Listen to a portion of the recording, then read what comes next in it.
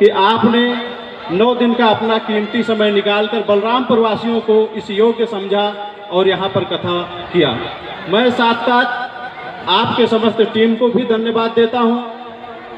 यहाँ पर श्रोता के रूप में आए हुए सभी अपने पितातुल बुजुर्ग साथियों को भी धन्यवाद देता हूँ, माताओं को धन्यवाद देता हूँ, बेटियों को धन्यवाद देता हूँ, बहनों को धन्यवाद देता हूँ, अपने सभी साथियों को धन्यवाद देता हूँ, क्योंकि आप अगर श्रोता के रूप में यहाँ उपस्थित नहीं होते तो शायद ये कथा इतनी बड़ी नहीं होती।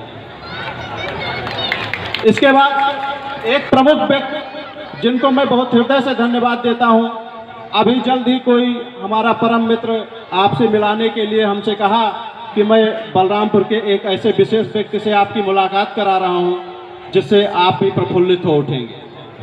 हमको भी बड़ी हर्ष थी कि चलिए ऐसे व्यक्ति से मिलने का सौभाग्य प्राप्त हो, और वो हमको यूपीटी लेकर के पहुंचे। सामने धीरेन्द्र प्रताप सिंह जी धीरू भाई बैठे हुए थे, उन्होंने हमारा परिचय कराया कि आप मृगेंद्र उपाध्याय एडवोकेट जी हैं। तब धीरू भाई ने कहा कि हाँ, ये इसी प्रांगण में हम दोनों लोग मारे गए हैं, इसलिए हमको बहुत अच्छी तरीके से याद है। तो आपको जानकर हर्ष होगा कि धीरू भाई हमारे क्लासमेट रहे हैं। मैं इनको हृदय से धन्यवाद दे रहा हूँ, काफ़ी वर्षों से जानता हूँ, बहुत सुहृदय हैं। इसके बाद मैं आप सभी लोगों को यह बताना चाहता हूँ कि बलरामपुर जनपद ही नहीं, उत्तर प्रदेश नहीं, संपूर्ण ये भारतवर्ष ही नहीं बल्कि संपूर्ण विश्व में शायद ही कोई ऐसा व्यक्ति होगा जिसे रामचरितमानस का ज्ञान ना हो, चाहे कुछ अंश ही हो, लेकिन है जरूर। सबसे बड़ी बात यह है, आज बलरामपुर में भी जगह जगह कथाएं हो रही हैं, टीवियों पे सीरियल आ रहे हैं, तो राम कथा से कोई अपरिचित नहीं है। राम कथा सभी लोगों को उसके जहन जहन में है, सभी लोगों को याद है। आज का जो समाज है, समाज में रामचरितमानस अब अपने जीवन में उतारने का समय है, ना कि सुनने का समय है। रामचरितमानस पढ़ेंगे आप, जैसा कि जानते हैं कि आप लोगों को पता होगा कि श्री रामचंद्र जी ने आप अपने पिता के एक आदेश पर पूरी राजगद्दी छोड़ दिया था। आज लोग संपत्ति के लिए अपने पिता की हत्या तक कर देते हैं, बड़ा कष्ट होता है सुनने में हमको।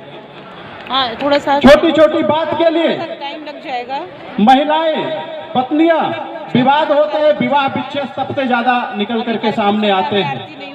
भाई भाई का कहना नहीं मानता है, एक दूसरे हत्या के लिए तैयार रहते हैं। तो समाज में इन सब चीजों को अपने जीवन में अब उतारने का समय है, क्योंकि रामचरितमानस हम लोग बहुत सुन चुके हैं। अब समय आ गया है रामचरितमानस को अपने जीवन में उतारने के लिए।